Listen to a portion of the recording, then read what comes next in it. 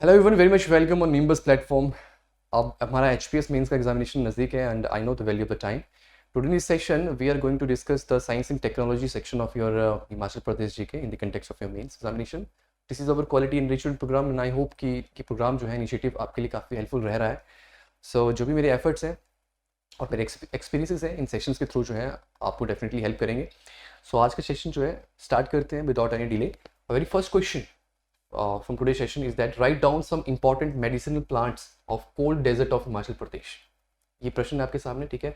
इस क्वेश्चन को अगर मैं डाइवर्सिफाई कर दूं तो देखिए इस पर्टिकुलर सेक्शन से जो क्वेश्चन आपसे पूछे जा सकते हैं, मेडिसिनल प्लांट पॉलिसी आपसे पूछी जा सकती है, तो आपने प्रिपेयर रहना है अकॉर्डिंगली। मेडिसिनल प्लांट पॉलिसी बहुत पहले पूछी गई थी, दोबारा पूछी जा सकती है। ये कब आई थी वो आपको पता होना चाहिए, ठीक है।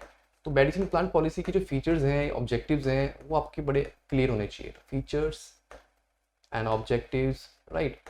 ओवरऑल फीचर भी पूछे जा सकते हैं और स्पेसिफिकली आपसे ऑब्जेक्टिव भी पूछे जा सकते हैं, ठीक है। लास्ट ईयर की हम बात करें तो देखिए लास्ट ईयर में आपसे चंबा के जो है मेडिसिनल प्लांट पूछे थे। चंबा के मेडिसिनल प्लांट पूछे थे। तो मैंने तो अभी इस आपसे सिर्फ कोल्ड डेजर्ट के जो है मेडिसिनल प्लांट पूछे हैं इस बार, ठीक है। और आपसे ओवरऑल भी पूछा जा सकता है हमारे हिमाचल प्रदेश में जो भी मेडिसिनल प्लांट्स हैं, मेडिसिनल प्लांट्स हैं, उनका कंजर्वेशन स्टेटस क्या है, ठीक है, और क्या एफर्ट सरकार कर रही है। तो क्वेश्चन ऐसे भी पूछा जा सकता है कि what are the different medicine plants in our Himachal Pradesh and what is the conservation status of those and what efforts the government is taking, right. तो कंजर्वेशन स्टेटस, तो ये आपने ध्यान रखना है। तो मैंने कुछ डाइवर्सिफाई कर दिया इस पर्टिकुलर क्वेश्चन को कि अलग अलग एस्पेक्ट से क्वेश्चन आपसे पूछे जा सकते हैं। इस क्वेश्चन को आप देखते हैं और इसका आंसर देखते हैं। देखिए मेडिसिन प्लांट्स जो है, हम जो कोल्ड डेजर्ट रीजन की बात करते हैं, ऑब्वियसली लाहौल स्पीति की बात हो रही है, किन्नौर की बात हो रही है, पांगी वाले रीजन की बात हो रही है, ठीक है। तो लाहौल स्पीति, किन्नौर, इन जगहों पे जो अवेलेबल मेडिसिन प्लांट्स हैं, सबसे पहले आपने उन्हीं के ऊपर अपना यहाँ पे जोर देना है। तो वेरी इंपॉर्टेंट जैसे कि एक्कोनाइट्रम हाइड्रोफाइलम, ठीक है, जिसे हम लोकल भाषा में अतीस बोलते हैं, इसके भी बड़े मेडिसिनल फायदे हैं। रिह्यूम्स स्पेसिफॉर्म एंड ससूरा कोस्टस। तो ससूरिया कोस्टस जो है इसको हम बोलते हैं लोकल भाषा में कुथ। कुथ कल्टीवेशन के लॉन्ग में स्टार्ट की गई थी, कब की गई थी कमेंट सेक्शन में बता सकते हैं, ठीक है। तो देखिए ये जो भी मेडिसिनल प्लांट्स हैं हमारी लाहौल वाले रीजन में मिलते हैं और इनकी एंटी इन्फ्लेमेटरी जो है प्रॉपर्टीज़ हैं, ठीक है। और बेसिकली इन प्लांट्स की रूट्स में जो है ये कैरेक्टरिस्टिक्स रहती हैं। और उसके बाद है वेलेरियाना जटामांसी, ठीक है, and this is Nardo jatamansi. इनके जो है कामिंग इफेक्ट्स इन प्लांट्स के रहते हैं, मतलब जो फ़ायदे हैं आपके एंजाइटी दूर करने के लिए, ठीक है। तो कामिंग इफेक्ट्स में ये हेल्प करते हैं प्लांट्स, तो आप इनको मेंशन कर सकते हैं। हिपोफे रेमनाइड्स, जिसे हम लोकल भाषा में सीबकथॉर्न बोलते हैं, काफ़ी न्यूज़ में रहता है, रहा है। और सीबकथॉर्न जो है इनकी जो बेरीज होती हैं वो रिच इन विटामिन होते हैं और उसको और भी मेडिसिन जो है बेनिफिट रहते हैं, इसको आप पुट इन कर सकते हैं, ठीक है।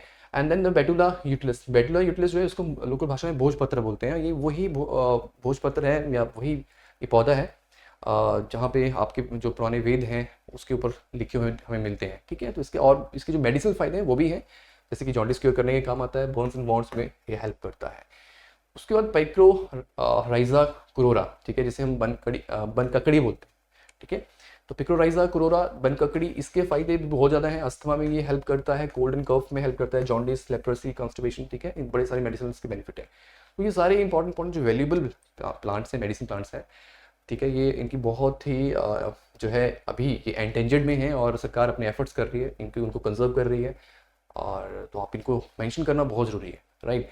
उसके बाद आप लिख सकते हैं कि कंजर्वेशन एंड सस्टेनेबिलिटी, सरकार अपने क्या एफर्ट्स कर रही है, तो उनके बारे में आप बता सकते हैं और इनको जो है वो कंजर्व करना is very very important, right. So इस तरह से इस क्वेश्चन को आप अटैम्प्ट कर सकते हैं। आगे हम देखते हैं और भी आप प्लांट्स हैं जो कि मैंने यहाँ पे नहीं लिखे हैं, और भी जो है प्लांट्स आप यहाँ पे ऐड ऑन कर सकते हैं, राइट। तो देखिए दिखते कैसे हैं प्लांट्स, तो कि एक्नोइटम हेटेरोफाइलम है, 30 किस्म कहते हैं, तो इस तरह से दिखता है ये प्लांट, ठीक है। और ये रिह्यूम जो है स्पिकीफॉर्म स्पाइक्ड रूहब इसको बोलते हैं लोकल भाषा में, और ये कुथ इस तरह से दिखता है। तो ये ऐसे प्लांट्स हैं, राइट। और उसके बाद जटामांसी, इस तरह से दिखता है ये प्लांट, जो एंजाइटी दूर करने में हमें हेल्प करता है। और ये सीबकथॉर्न है, ये इसके जो बेरीज हैं रिच इन विटामिन होते हैं और ये मेडिसिन के इसके फायदे रहते हैं। हिपोफे रेमनोडिस हम कहते हैं, और बेटुला यूटिलिस जिसे हम भोजपत्र जो कहते हैं, ठीक है। तो इसके भी बड़े सारे बेनिफिट रहते हैं और जॉन्डिस को क्योर करने में काम आता है, राइट।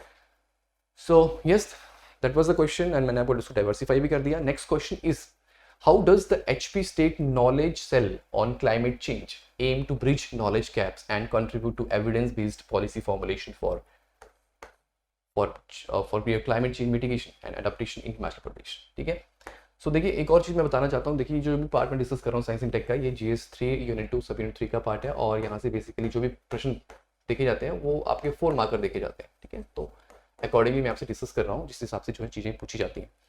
तो देखिए यहाँ पे state knowledge cell on climate change के बारे में मैं बार बार इसलिए बात कर रहा हूँ क्योंकि देखिए अभी भी रिसेंटली जो नेचुरल डिजास्टर देखा गया है हमारे हिमाचल प्रदेश में, उसके पीछे की वजह जो है क्लाइमेट चेंज जो है वो है, और इससे जुड़ी जो भी बॉडीज़ हैं हमारी क्लाइमेट चेंज को मिटिगेट करने के लिए क्या एक्शन प्लान्स हैं, ठीक है, किस तरह सरकार अपने एफर्ट कर रही है, तो जो भी बॉडीज़ हैं उनके बारे में आपको पता होना चाहिए और प्रश्न आपसे इस तरह से पूछे जा सकते हैं। ठीक है, आपसे अगर इसको डाइवर्सिफाई करूं तो देखिए अलग अलग कंटेक्स्ट में क्वेश्चन पूछे जा सकते हैं। फंक्शनल एरिया पूछे जा सकते हैं, इसके फंक्शनल एरियाज या ऑब्जेक्टिव्स, ठीक है, इस तरह से भी आपसे पूछा जा सकता है, डायरेक्टली भी पूछा जा सकता है और ऐसे भी पूछा जा सकता है। तो देखिए HP state knowledge cell on climate change, पहली चीज़ तो आपको ये क्लियर होनी चाहिए कि हमारा जो नेशनल मिशन है, ये जो सेटअप किया गया है हमारे हिमाचल प्रदेश में ये सेल, ठीक है, it was setup under the national mission for sustaining the Himalayan ecosystem, right. National mission, ऐसे लिख देता हूँ, national mission for sustaining your Himalayan ecosystem, right, उसके तहत उसको सेटअप किया गया है। इसके क्या क्या बेसिकली अगर हम देखें इस क्वेश्चन को कैसे, क्या कंटेंट होना चाहिए, कैसे इसको अप्रोच करना है, हम आगे देखते हैं। तो इस पर्टिकुलर सेल का काम है कि जो भी नॉलेज गैप है, राइट, जो क्लाइमेट चेंज को लेके जो नॉलेज गैप है, वॉइड्स हैं, उसे फिलअप करना, why generating the data regarding जो भी इंपॉर्टेंट डेटा रिक्वायर्ड होते हैं क्लाइमेट चेंज को स्टडी करने के लिए हमें हेल्प करते हैं, ठीक है, इंपॉर्टेंट डेटा जो हमें रिक्वायर्ड होता है, तो उसको जनरेट करना, उसके साथ उसे डिसेमिनेट भी करना और डिस्ट्रीब्यूट भी करना, जितने भी डिफरेंट हमारे पॉलिसी फ्रेमवर्कर्स हैं, रिसर्चर्स हैं, ठीक है, उनको तक पहुँचाना, ताकि वो आगे कुछ ना कुछ डेवलपमेंट चीज़ें को लेके चलती रहे। ठीक है, तो ये बेसिकली इसके जो है ये पार्ट है। और जैसे यहाँ पे क्वेश्चन में ही बहुत सारी चीज़ें आपकी बताई गई हैं कि कैसे ये कर रहा है, तो आपने कुछ जो कीवर्ड्स हैं वही यहाँ पे पुट इन करने हैं, क्योंकि हमारे पास जो है वर्ड लिमिट कम है, तो जो कीवर्ड्स हैं वही आपने यहाँ पे पुट इन करने हैं जो मेन है, और आपने 60 वर्ड्स में इस क्वेश्चन को कंप्लीट करना है। सो लेट्स सी कि कैसे इसको कर सकते हैं। देखिए यहाँ पे लिखा गया है bridging the knowledge gaps and contribute how it is contributing to evidence based policy formulation, right. तो जो कीवर्ड्स यहाँ पे आएंगे वो आपको बता देता हूँ। पहली चीज़ तो बेसिकली जो मेन पार्ट है इसका आपने बताना है कि बेसिकली जो मेन है, जो मेन एम है या मेन ऑब्जेक्टिव इसको सेटअप करने के पीछे है, वो है जनरेट करना data on the climate change, ठीक है, एंड फिलिंग इंफॉर्मेशन वॉइड्स। तो ये चीज़ उसके बाद इसे ये भी डेवलप करना है, डायनामिक नॉलेज सिस्टम डेवलप करना है, क्योंकि हमें पता है कि हमारा जो सिस्टम है क्लाइमेट चेंज को लेकर, हम देखेंगे जो भी कुछ ऐसी चीज़ें फैक्टर्स हैं जो कि क्लाइमेट चेंज जिसकी वजह से हो रहा है, ठीक है, तो वो एक डायनामिक प्रोसेस है, टाइम के साथ साथ चीज़ें हो रही हैं, पॉपुलेशन बढ़ रही है, व्हीकल्स बढ़ रहे हैं, and there are so many थोड़ा अदर थिंग्स, डिफॉरेस्टेशन हो रही है, तो बड़े ऐसे फैक्टर्स हैं जिसकी वजह से क्लाइमेट चेंज हो रहा है। तो यस इट डायनामिक, उसके अकॉर्डिंगली हमें डायनामिक नॉलेज जो है वो हमें सिस्टम डेवलप करना है, जो कि डाटा को कलेक्टिंग करेगा और डिसेमिनेटिंग भी करेगा, ठीक है, ऑन क्लाइमेट चेंज नॉलेज। तो ये भी बड़ा इंपॉर्टेंट पार्ट है और इनको समझना बहुत जरूरी है। कलेक्शन की बात होगी, ठीक है, डेटा को कलेक्ट करना है, किन किन जगहों पे किस किस तरह से चीज़ें रह रही हैं, जो कि कौन से पार्ट हैं जो कि जिसकी वजह से जो है क्लाइमेट चेंज हो रहा है, ठीक है। तो डेटा डिफरेंट डेटा कलेक्ट करना है। कलेक्टिंग करना मतलब होता है कि डेटा को एक कॉम्प्रिहेंसिव, आपको डेटा को ऑर्गेनाइज करना है in a good cohesive manner, organize करना है, जो भी डेटा आपने इकट्ठा किया उसे ऑर्गेनाइज करना है, सीक्वेंस में लेके आना है, ठीक है, ताकि एक आपकी एक जो भी अप्रोच है, जो डेटा आपने जो कलेक्ट किया है वो एक सीक्वेंस में आ रहा है, ताकि जो भी एनालिस्ट हैं वो अच्छे से डेटा को एनालाइज कर पाएँ, ठीक है। तो एक सीक्वेंस में डेटा जो है वो कोहेसिव मैनर में हो, राइट, ऑर्गेनाइज मैनर में हो, तो वो काम होता है कोलेटिंग का, मतलब वो इसका मतलब हुआ कोलेटिंग का। डिसेमिनेटिंग का मतलब होता है कि भाई एक्सेसिबल भी होना चाहिए। अब जो डेटा आप कर रहे हो, स्टडी जो भी आप डेटा इकट्ठा कर रहे हो और जैसे भी इसको आपने कलेक्ट किया, ऑर्गेनाइज किया, ठीक है, तो उसको डिस्ट्रीब्यूट करो, जितने भी डिफरेंट हमारे रिसर्चर्स हैं उन रिसर्चर्स तक पहुंचाओ, ताकि वो आगे फर्दर कुछ ना कुछ और नई रिसर्च करते रहें, और कैसे हम क्लाइमेट चेंज जो भी क्लाइमेट चेंज को लेके जो भी हमारे आई मीन डेंजर हैं, ठीक है, हम कैसे उसे मिटिगेट कर सकते हैं, ठीक है, तो वो सब चीज़ें जो है वो हो सके।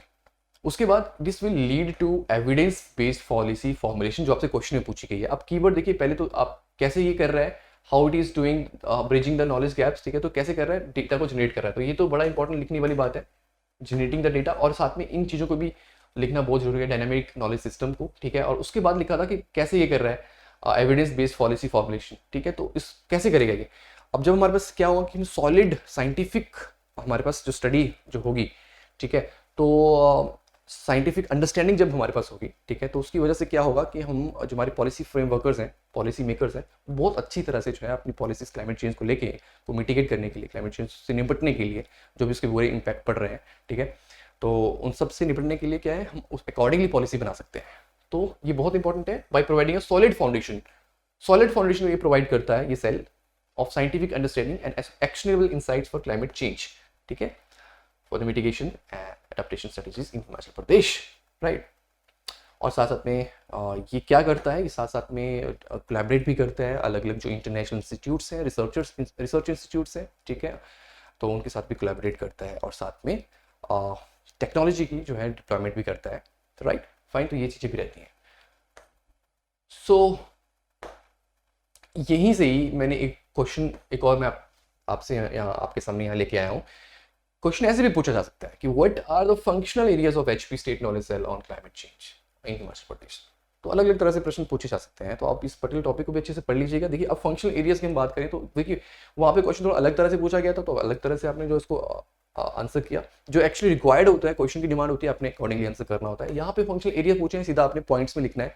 और फंक्शनल एरियाज सबसे पहली चीज़ मैंने आपको बताया कि डाटा जनरेशन, डाटा जनरेट करेगा, ठीक है, जो भी इंपॉर्टेंट डेटा है, ठीक है, ये फोकस करेगा कि डेटा को जनरेट करे, जितना भी डेटा है जो क्लाइमेट चेंज से रिलेटेड है, ठीक है, तो वो करना है। ये इंश्योर करता है इससे robust foundation for informed decision making, ताकि हम अच्छे इंपॉर्टेंट डिसीजन मेकिंग कर पाए उस डेटा को लेके। तो डेटा का हमने कलेक्ट करना है, उसमें कलेक्टिंग ऑफ डेटा आ जाता है, ठीक है। उसके बाद डेटा जनरेशन में हम क्वालिटी ऑफ डेटा भी आ जाता है, उसको ऑर्गेनाइज मैनर में रखना, ठीक है, सीक्वेंस मैनर में रखना, कोहेसिव मैनर में रखना, ताकि डिसीजन मेकिंग में हेल्प हो जाए। आगे फर्दर उसको डिसेमिनेट करना है, इन्फॉर्मेशन का मतलब कि वो उसको आगे फर्दर जो भी रिसर्चर्स हैं उनको तक पहुंचाना है, जो वेरियस स्टेक होल्डर्स हैं वहाँ तक पहुंचाना है, ठीक है। तो उसके बाद पॉलिसी डायरेक्टिव फॉर्मुलेशन, जो कि हमने देखा कि ये सेल तो पॉलिसी फॉर्मुलेशन में भी हेल्प करता है, ठीक है, तो जो भी पॉलिसी मेकर्स हैं उनको ये हेल्प करता है, तो उनको डायरेक्टिव का मतलब है कि डायरेक्शन देता है, पॉलिसी डायरेक्टिव फॉर्मुलेशन। तो cell participates in the formulating the policy based on the data and information gathered. आगे है वल्नरेबिलिटी असेसमेंट। तो वल्नरेबिलिटी असेसमेंट का इसका मतलब ये है कि अलग अलग स्पेसिफिक रीजन में किन जगहों पे कैसे जो है वो नेगेटिव इम्पैक्ट्स पड़ रहे हैं क्लाइमेट चेंज के, ठीक है, तो उसको असेस करना और साथ में अंडरस्टैंड करना कि क्यों हो रहा है, ठीक है, कौन कौन से डिफरेंट चैलेंजेस जो है वो बन रहे हैं, वो काम करना भी इसका काम है। उसके बाद पार्टिसिपेटरी रिसोर्स मैनेजमेंट स्ट्रेटजीज, ये बड़ा इंपॉर्टेंट है, मतलब कम्युनिटी को भी इन्वॉल्व करना साथ साथ में इन द रिसोर्स मैनेजमेंट। तो कम्युनिटी की पार्टिसिपेशन को इंश्योर करता है ये सेल। तो ये इसकी इनिशिएटिव जो भी रहेंगे तो उसमें से ये इनिशिएटिव ये भी रहेगा कि हमने कम्युनिटी को भी इन्वॉल्व करना है, right. Development of livelihood option, साथ साथ में क्या करना है कि जो भी क्लाइमेट चेंज की वजह से जो कुछ इफेक्ट पड़ रहा है, एग्रीकल्चर के ऊपर इफेक्ट पड़ रहा है, ठीक है, तो जो भी लोग जो कि क्लाइमेट चेंज की वजह से जो है बहुत ज़्यादा उनको नुकसान हो रहा है, ठीक है, तो उनको आगे फर्दर मोटिवेट करना, ठीक है, उनके लिए और लाइवलीहुड जो है प्रमोशन करना, ऑप्शन प्रमोट करना, जो कि ऐसी चीज़ें हों जो कि क्लाइमेट रेजिलिएंट हो, क्लाइमेट चेंज रेजिलिएंट हो, मतलब क्लाइमेट चेंज की वजह से उसके ऊपर कोई ज़्यादा इम्पैक्ट ना पड़े उस चीज़ के ऊपर। तो ऐसी लाइवलीहुड ऑप्शन जो है क्रिएट करना, प्रमोट करना, ये भी सेल का काम है। सो ये फंक्शनल एरियाज आप सीधे जो पूछे हुए वो मेंशन कर सकते हैं, राइट। नेक्स्ट क्वेश्चन है, how has the Himachal Pradesh council for science technology and environment contributed to the advancement of science technology and environmental awareness in the state and what specific initiative और partnership have had a significant impact on these objectives since its establishment in 1986। तो ध्यान से इस question को देखिए, question बड़े पूछे तो जाते हैं, लेकिन देखिए क्वेश्चन में बहुत सारी चीज़ें छिपी होती हैं। आपने कंटेंट यहाँ पे सिर्फ 60 वर्ड्स में लिखना है, तो you have to very specific and clear, right. Now this is very important, और जिसे हम कहते हैं जो इसके बारे में बात कर रहे हैं, हम बात कर रहे हैं हीम कॉस्ट के बारे में। तो ये यहाँ इससे प्रश्न डेफिनेटली बन सकता है, इस बार काफ़ी चांसेस हैं। हमारे इकोनॉमिक सर्वे में भी इसे बहुत अच्छे से इस बार एक्सप्लेन किया हुआ है, तो वहाँ से भी आप डेटा देख सकते हैं, ठीक है। तो देखिए इसका बेसिकली मतलब क्या है, टेक्नोलॉजी को, हमारी साइंस एंड टेक्नोलॉजी को अच्छी तरह से जो है उसको डेवलप करना, और साथ में एडवांसमेंट करना उस टेक्नोलॉजी में, साथ साथ में नेशनल और इंटरनेशनल जो भी इंस्टीट्यूशंस हैं साइंस एंड टेक्नोलॉजी से जुड़े हुए हैं उनके साथ भी कोलैबोरेट करना, ठीक है, और भी बड़ी सारी इसकी जो है इनिशिएटिव जो है रहते हैं। तो जो भी मतलब इसका काम ये भी रहता है कि जो भी एडवांसमेंट आ रही है टेक्नोलॉजी में उसको उसका हम यूज़ करें, ठीक है, उसका हम यूज़ करें for the better decision making के लिए, बेटर रिसोर्स मैनेजमेंट के लिए, बेटर अपनी इकॉनमी को अच्छा करने के लिए, ठीक है। तो HIMCOSTE is a main body, एक बॉडी है जो मेन काउंसिल है जो कि काफ़ी अच्छा काम कर रही है साइंस एंड टेक्नोलॉजी को लेके, ठीक है। इसी के अंदर इसको मैं डाइवर्सिफाई करूँ, देखिए 1986 में तो एस्टेब्लिश हुआ था, ये तो बहुत इंपॉर्टेंट है, आपको पता होना चाहिए। इसी के अंदर जो बॉडीज बनी है, राइट, जैसे हम बात करते हैं Himachal Pradesh state biodiversity board, तो वो इसी के अंडर जो है वैसे बेसिकली काम करती है, हालांकि that was established under the biodiversity act, ठीक है। तो Himachal Pradesh state biodiversity board, तो इसके बारे में भी पूछा जा सकता है, इसके ऑब्जेक्टिव पूछे जा सकते हैं, ठीक है। इस बोर्ड के बारे में आपको इसकी पूरी फुल और जो भी कैसी ऑर्गेनाइज रहता है, क्या कैसे जॉब्स एंड रिस्पॉन्सिबिलिटीज़ हैं, वो ये भी आप यहाँ से प्रश्न मैं डाइवर्सिफाई कर रहा हूँ, पूछे जा सकते हैं। और बायोडाइवर्सिटी, जैसे बायोडाइवर्सिटी बोर्ड की मैंने बात की, तो बायोडाइवर्सिटी जो डिक्लाइन हो रही है, तो डिक्लाइनेशन की जो है वजह क्या है और इसको इनसे निपटने के लिए सरकार के क्या क्या एफर्ट्स चल रहे हैं, ठीक है, वो आपसे पूछा जा सकता है। इस क्वेश्चन के सोल्यूशन में मैं बाद में आता हूँ, और मैं आपको एक और बॉडी के बारे में बता देता हूँ, क्वेश्चन को डाइवर्सिफाई करूँ क्या क्या पूछा जा सकता है। जो इस हिमकॉस्ट के अंडर आता है एक हमारे पास Himachal Pradesh patent information centre, right. तो पेटेंट इंफॉर्मेशन सेंटर ये जो बॉडी है ये भी काम कर रही है इसी के अंडर, मतलब यही देख रही है मेन काउंसिल कि कैसे जो पेटेंट है डिफरेंट जो भी हमारे पास साइंटिफिक इनोवेशंस है उसको ताकि हम प्रमोट कर सकें। तो ये भी एक मेन ऑब्जेक्टिव में आता है हमारे पास हिमकॉस्ट का, ठीक है, साइंटिफिक इनोवेशन को प्रमोट करना। तो साइंटिफिक इनोवेशन के लिए, ठीक है, फर्दर उसको उसे आगे फर्दर एक प्लेटफॉर्म दिया है, दैट इज़ जो भी इनोवेशन हो रही है ताकि उनको जो है आसानी से अपनी जो फाइल्स हैं, अपनी इनोवेशन है उसको आगे फर्दर पेटेंट कर पाएँ और उसका फ़ायदा उठा पाएँ, ठीक है। तो Himachal Pradesh patent information centre, इसके ऑब्जेक्टिव भी पूछे जा सकते हैं, बी वेरी क्लियर। ऑब्जेक्टिव मैं इसे लिख देता हूँ, हिमाचल प्रदेश, यहाँ पे Himachal Pradesh patent information centre. I think पीछे अभी रिसेंटली क्वेश्चन पूछा भी गया था यहाँ से, तो ये है, ठीक है, तो आपने इसका ध्यान रखना है। और बाकी देयर अदर बॉडीज, एजीसेक बड़ा इंपॉर्टेंट है, इसके बारे में मैं क्वेश्चन भी यहाँ आपके साथ डिस्कस करूंगा इसके रिगार्डिंग एजीसेक के बारे में। आर्यभट्टा जे इन्फॉर्मेटिक्स स्पेशल एप्लीकेशन सेंटर, तो वो ये बॉडी भी काम कर रही है इस काउंसिल के अंडर। तो देखिए इस क्वेश्चन में जो पूछी गई बातें हैं उनके अकॉर्डिंगली आपने कैसे आंसर देना है, तो आपने बताना है सबसे पहले जो पूछा भी गया है, वैसे 1986 में तो ये हुई है, ठीक है, 1986 में तो ये बनी है, तो चलो उसके बारे में हमने लिख दिया। बेसिकली जो मेन काम है इस काउंसिल का, ये इस काउंसिल का काम करना है एडवाइस करना स्टेट गवर्नमेंट को in the field of science and technology, right, science technology and environmental matters also. तो ये तो एक मेन जो उसका रोल है वो आपने स्टार्टिंग में लिख दिया, ठीक है, फाइन। और मेन इसके ऑब्जेक्टिव्स में बाकी सब चीज़ें जो मेन बहुत इंपॉर्टेंट चीज़ है, बहुत इंपॉर्टेंट चीज़ें लिखना बहुत इंपॉर्टेंट है क्वेश्चन में, कि देखिए it encompass the technology development, ये चीज़ टेक्नोलॉजी डेवलपमेंट, टेक्नोलॉजी डेवलप करना, जो नई टेक्नोलॉजी है उसको भी लेके आना, ठीक है। नॉलेज एक्सचेंज, ये बहुत इंपॉर्टेंट है, नॉलेज एक्सचेंज, आप जो भी टेक्नोलॉजी आपके पास आ रही है उसको अलग अलग जो भी इंस्टीट्यूट्स हैं, रिसर्च इंस्टीट्यूट्स हैं साइंस एंड टेक्नोलॉजी के रिगार्डिंग वहाँ पे इसको शेयर करना। तो knowledge exchange, promoting the scientific innovation, जैसे मैंने आपको बोला कि वन ऑफ जैसे Himachal Pradesh patent information centre है, ठीक है, तो उसी के तहत वो बना है, प्रमोटिंग साइंटिफिक इनोवेशन, तो इसी पार्ट ऑब्जेक्टिव के तहत वो चीज़ बनाई गई है। And strengthening the facilities and fostering research relevant to the state needs, तो जो जहाँ पे भी रिसर्च की रिक्वायरमेंट है जो हमारे हिमाचल प्रदेश के लिए फ़ायदेमंद है, राइट। जैसे हम बात करते हैं बायोडाइवर्सिटी की बात कर रहे हैं, तो rich in flora and fauna हमारा हिमाचल प्रदेश है, तो बायोटेक्नोलॉजी में हम काफ़ी अच्छे जो है हम कर सकते हैं। तो उस फील्ड में कितनी अच्छी से रिसर्च हो सकती है, या क्या इंपॉर्टेंट रिक्वायरमेंट्स जो भी एसेंशियल रिक्वायरमेंट्स हैं और उस चीज़ को फैसिलिटेट करने के लिए, तो वो ये बॉडी जो है उसमें हेल्प करेगी।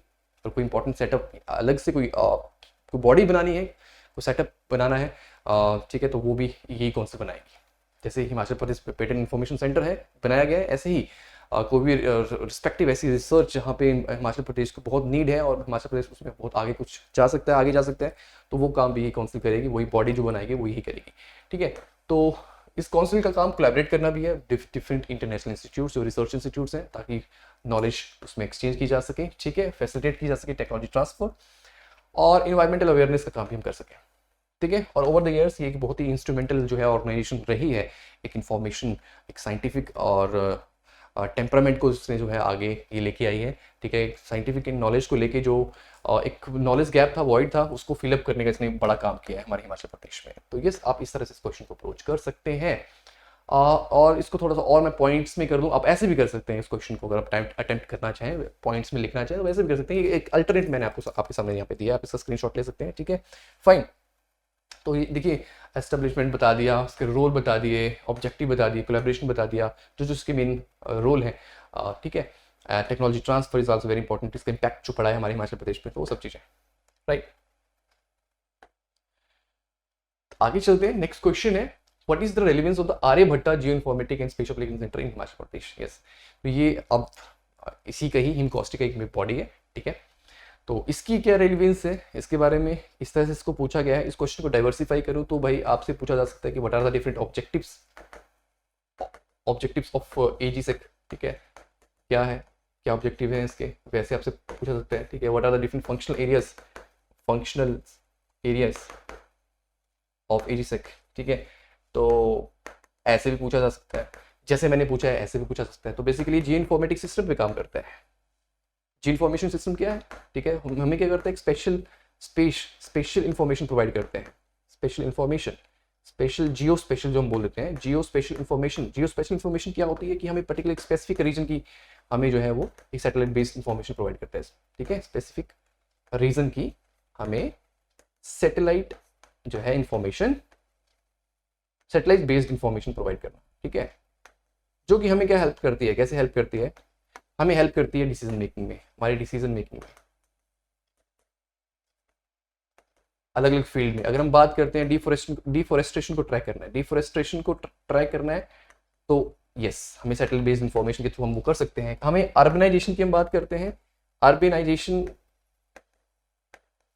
पैटर्न को जानना है, और अर्बनाइजेशन जो प्लानिंग हम करते हैं, डेवलपमेंट प्लान करते हैं, तो उस अर्बनाइजेशन टाउन प्लानिंग में भी ये हेल्प करता है, दिस पर्टिकुलर योर एजीसेक, राइट। तो इसके और भी बड़े सारे इंपॉर्टेंट जो है पार्ट्स हैं, जो ये डिफरेंट इंफॉर्मेशन जिस तरह से ये डिलीवर कर रहा है, डिसीजन मेकिंग में हेल्प करता है, ठीक है।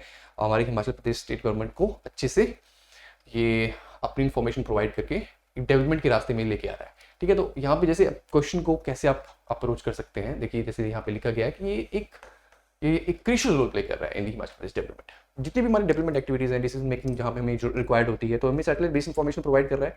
और हमें देखिए अलग अलग एंगल पे हमें अगर डिफोरेस्टेशन को ट्रैक करना है, क्लाइमेट चेंज जो कि हम मिटिगेशन की बात कर रहे हैं, तो उसमें भी हमें ये हेल्प करेगा, जो भी सैटेलाइट बेस्ड इंफॉर्मेशन है, रियल टाइम इंफॉर्मेशन है, वो प्रोवाइड करेगा। अगर हमें किसी डिजास्टर रिस्पॉन्स अगर हम बात करते हैं कि जैसे भी रिसेंटली बल रीजन में फ्लड आया, राइट, सुकेती नदी में, तो कितने एक्सटेंट ऑफ फ्लडिंग कितनी हो रखी है, रियल टाइम डेटा हमें प्रोवाइड करेगा, ठीक है, कि कहाँ तक जो है वो ये फ्लडिंग हो रखी है और कौन कौन से रीजन जो है अफेक्ट हुए हैं, तो उसके रिगार्डिंग हमें डिसीजन मेकिंग में हेल्प करेगा, राइट। तो डिजास्टर रिस्पॉन्स इसमें आपका आ जाता है। और अगर किन किन जगहों पे कैसी जो है वाटर बॉडीज़ हैं और उनकी सिचुएशन अभी रियल टाइम में क्या चल रही है, तो हमें वाटर नेचुरल जो हमारे रिसोर्स मैनेजमेंट है उनमें हेल्प करता है, ठीक है।